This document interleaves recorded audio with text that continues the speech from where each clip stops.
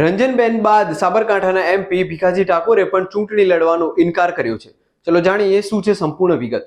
તમે જોઈ રહ્યા છો ન્યૂ ગુજરાતી ન્યૂઝ ને તમારી સાથે હું છું કિશન ત્રિવેદી.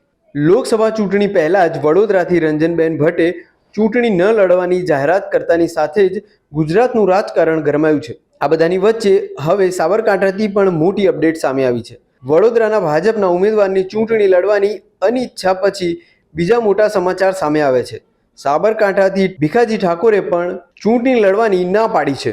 વડોદરાના ઉમેદવાર રંજનબેન ભટ્ટ પછી સાબરકાંઠાના ઉમેદવાર ભીખાજી ઠાકોરે પણ ચૂંટણી લડવાનો ઇનકાર કર્યો છે. મહત્વનું છે કે વહેલા ઉમેદવારો જાહેર કરનાર ભાજપમાં ઉમેદવારો બદલવાનો સિલસિલો યથાવત છે. અહીં સૌથી મોટી વાત તો એ છે કે ગુજરાતના રાજકારણમાં ક્યારેય ન બનતી ઘટનાઓ 2024ની ચૂંટણીમાં બની રહી છે. આજે સવારે વડોદરાના ઉમેદવારે ચૂંટણી લડવાની ના પાડ્યા બાદ હવે સાબરકાંઠાના ઉમેદવારે પણ ના પાડી દીધી છે. આ તરફ હવે બનાસકાંઠાના ઉમેદવારને લઈને પણ અનેક ચર્ચાઓ થઈ રહી છે. સાબરકાંઠાના ભાજપના ઉમેદવાર ભીખાજી ઠાકોરે પણ ચૂંટણી લડવાનો ઇનકાર કર્યો છે.